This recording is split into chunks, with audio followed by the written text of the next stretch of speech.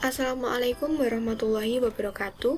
Saya Maya Dewi Anggraini, mahasiswa IAIN Tulungagung, Fakultas Tarbiyah dan Ilmu Keguruan, jurusan Tadris Fisika. Saat ini saya menempuh magang 1 di SMA Negeri 1 Rejotangan.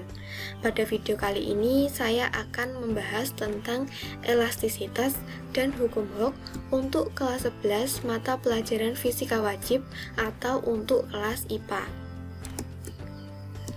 Berbicara tentang elastisitas, kata elastisitas itu adalah sebuah kata yang sudah tidak asing lagi terdengar di telinga kita. Nah, apa itu elastisitas? Elastisitas adalah kecenderungan suatu bahan untuk berubah bentuk baik dalam segi panjang, lebar, maupun tinggi, namun tidak dengan masanya, akibat dari gaya luar yang bekerja pada bahan tersebut. Tetapi, ketika gaya yang bekerja pada bahan tersebut dihilangkan, maka bahan akan kembali ke bentuk semulanya. Berdasarkan karakteristiknya, sifat elastisitas suatu bahan itu dapat dibedakan menjadi dua, yaitu yang pertama, bahan dengan sifat elastis, dan yang kedua, bahan dengan sifat tak elastis. Bagaimana dengan bahan dengan sifat elastis? Bahan dengan sifat elastis itu adalah sebuah bahan yang dapat kembali ke bentuk semulanya setelah gaya yang bekerja padanya dihilangkan. Contoh bahan yang bersifat elastis adalah per. Ketika kita menekan per, maka per akan mengecil atau menjadi lebih pendek. Namun ketika tekanan itu kita hilangkan, maka per akan kembali ke bentuk semulanya. Contoh lainnya adalah karet. Ketika kita menarik karet, maka karet akan bertambah panjang mengikuti tarikan kita. Namun ketika tarikan itu kita lepaskan atau gaya, tarikan di sini adalah gaya. Jadi atau gaya tersebut kita hilangkan, maka karet itu akan kembali ke bentuk semulanya. Selanjutnya adalah bahan dengan sifat tak elastis. Bahan dengan sifat tak elastis itu adalah bahan yang tidak dapat kembali ke bentuk semulanya setelah gaya yang bekerja padanya dihilangkan. Contoh benda dengan sifat tak elastis ada plastisin, kayu, dan tanah liat. Nah, contoh plastisin dengan bentuk kubus atau persegi, ketika kita tekan akan berubah menjadi pipih. Namun ketika tekanan itu kita hilangkan, maka plastisin tidak bisa kembali ke bentuk semulanya, ke bentuk kubusnya. Plastisin akan tetap pipih. Contoh lainnya adalah kayu.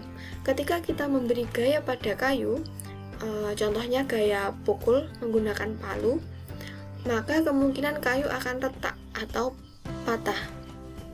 Nah, ketika gaya atau pukulan terhadap kayu kita hilangkan, maka kayu tidak bisa kembali ke keadaan semulanya. Kayu akan tetap retak ataupun patah.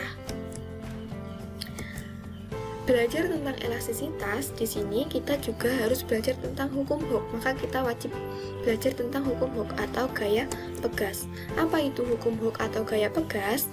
Hukum Hooke atau gaya pegas adalah hukum tentang gaya yang diakibatkan oleh sifat elastis dari sebuah per atau pegas. Nah, ini ada gambar per atau pegas.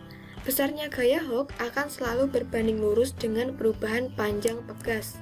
Secara matematis dirumuskan sebagai berikut. F aksen sama dengan min F, atau F aksen sama dengan min K kali delta X, dengan F sama dengan gaya luar yang bekerja pada benda, dan F aksen adalah gaya dari pegas.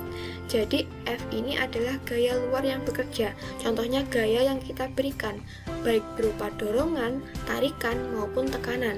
Sedangkan F aksen ini adalah gaya dari pegasnya. Jika kita ingat, ada gaya aksi, ada gaya reaksi. Nah, F di sini adalah gaya aksi yang kita berikan, bisa berupa tekanan, tarikan, maupun dorongan. Nah, ketika kita memberi gaya aksi pada sebuah pegas, maka pegas akan memberi gaya reaksi. Nah, gaya itu di sini disebutkan sebagai F aksen. Kemudian ada K. K di sini adalah konstanta pegas, satuannya adalah Newton per meter. Kemudian adalah delta X. Delta X adalah pertambahan panjang pegas ketika diberikan gaya.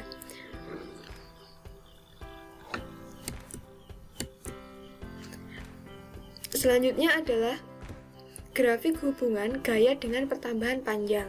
Nah, ini ada grafik hubungan antara gaya dan pertambahan panjang pada pegas. Gaya atau F berbanding lurus dengan pertambahan panjang X. Ini gaya pertambahan panjang. Grafik hubungan gaya pegas atau F dengan pertambahan panjang pegas X merupakan garis lurus. Ini adalah garis lurus. Dalam hal ini berarti bahwa gaya atau F itu berbanding lurus dengan pertambahan panjang pegas. Semakin besar gaya yang kita berikan, maka akan semakin bertambah panjang pegasnya. Nah, lalu kenapa di dalam grafik ini ada titik elastis dan ada titik patah? Untuk meninjau ini kita tinjau dari fenomena yang sering kita temui dalam kehidupan sehari-hari. Contohnya, karet yang bersifat elastis, ketika kita tarik, maka semakin lama akan semakin panjang. Ketika semakin kita tarik akan semakin panjang. Namun suatu ketika karet akan sampai di titik elastisnya, di mana ketika itu karet tidak dapat bertambah panjang lagi. Dan ketika sudah sampai di titik elastisnya, namun tetap kita berikan gaya tarik, maka yang terjadi adalah karet akan sampai pada titik patahnya, yaitu karet akan putus. Hal itu biasa kita temui dalam kehidupan sehari-hari. Kalau kita menarik karet secara perlahan, karet akan bisa bertambah panjang. Namun jika tarikan itu kita berikan semakin besar lagi, semakin besar lagi, semakin besar lagi, maka tidak menutup kemungkinan karet tersebut akan putus. Nah, itulah ketika karet sudah tidak dapat bertambah panjang lagi, berarti dia sudah melampaui titik elastisnya. Artinya ketika itu dia sudah menjadi suatu bahan yang bersifat plastis. Bahkan jika tarikan tersebut tetap kita berikan, maka dia akan sampai di titik patahnya atau di titik putusnya. Dari sini kita dapat menyimpulkan bahwa suatu bahan yang bersifat elastis tidak menutup kemungkinan dapat bersifat plastis. Jadi sifat elastis itu ada batasnya di setiap benda, baik itu pada pegas, tembaga, dan lain sebagainya. Selanjutnya, contoh soal. Sebuah pegas digantung vertikal dengan panjang 20 cm. Jika direnggangkan dengan gaya sebesar 0,5 Newton, panjang pegas itu menjadi 27 cm. Nah, berapakah panjang pegas jika direnggangkan dengan gaya 0,6 Newton? Jadi di sini ada sebuah pegas yang digantungkan vertikal dengan panjang 20 cm. Kemudian direnggangkan atau ditarik dengan gaya 0,5 Newton. Kemudian panjang pegasnya itu menjadi 27 cm. Nah, lalu apa yang terjadi ketika kita menarik pegas tersebut dengan gaya 0,6 Newton? Berapakah pertambahan panjangnya? Bagaimana cara kita menghitungnya? Kita tulis dulu. Diketahui L0 atau panjang awalnya adalah 20 cm. X1 di sini ini maksudnya adalah delta X. Delta X-nya di sini pertambahan panjang oleh gaya 1 adalah 7 cm. Kemudian gaya yang diberikan pertama itu ada 0,5 Newton dan gaya yang diberikan kedua itu ada 0,6 Newton. Yang ditanya adalah panjang pegas saat diberi beban 0,6 Newton. Nah, tadi kita tahu kan bahwa gaya itu berbanding lurus dengan pertambahan panjang pegas, sehingga kita bisa tuliskan persamaan seperti ini.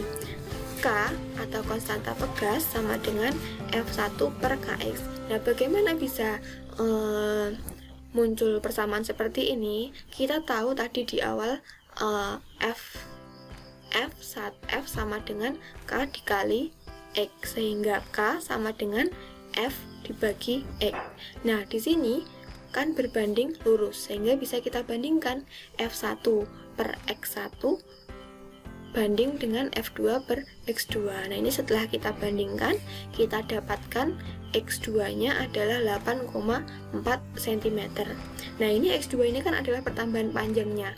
Berarti untuk mencari panjang bekasnya, kita tambahkan dengan panjang mula-mulanya. Panjang mula-mulanya adalah 20 cm.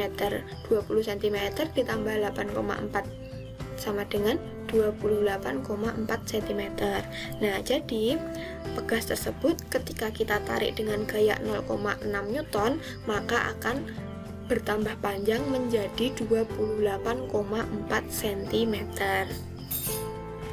Baik, sekian video pembelajaran materi elastisitas dan hukum Hooke dari saya. Terima kasih. Wassalamualaikum warahmatullahi wabarakatuh.